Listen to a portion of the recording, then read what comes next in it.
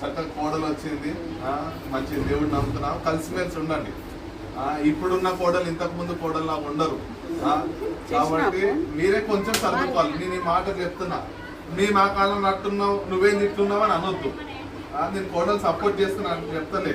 నీ కొడుకు సంతోషంగా ఉండాలి అంటే నేను చెప్పినట్టు అప్పుడప్పుడు నీ కోడల్ని బట్టి నువ్వు సర్దుకుంటూ ఉండాలా. ఒక్కొక్కసారి అమ్మ వంట చేయదు, ఒకసారి చెప్పమ్మ వంట చేయమ్మా అని. నేను చేయనంటే మీరు చేసి పెట్టండి, పర్లేదు. రోజు చేస్తుంది అనుకో, ఒకరోజు మీరు చేస్తే తప్పేం లేదు. అంతేగాని చూడరా పొద్దు నుంచి వంట వంటట్లేదు, ఆ మూలపడి ఫోన్ చూస్తుంది అని ఇంటికి రాని భార్య భర్తల మధ్యలో గొడవలు పెట్టవద్దు. కాబట్టి కొత్తగా పెళ్ళైనరు వాళ్ళిద్దరు సంతోషంగా ఉండాలి. మీరు వారికి ఎట్లా మంచి వాళ్ళు బాగుండాలనుకుంటే మీరు వాళ్ళలాగా మారాలి. అంతే. ఇప్పుడు వాళ్ళు అయితే మారారు. అప్పుడు మీ కాలం అంటే మీరు మీ అత్త చెప్పినట్టే మీరు అట్లా మారేమో. ఇప్పుడు అట్లా ఈ రోజు కూడా ఇంకా మీరు చీర కట్టుకొని ఉన్నారు. ఇప్పుడున్న అట్లుంటారా? నైటీలు వేసుకొని పాస్టర్ వేసుకొని నైట్ వేసుకొని ఉంటారు. అట్లా జనరేషన్ మారిపోయింది అది.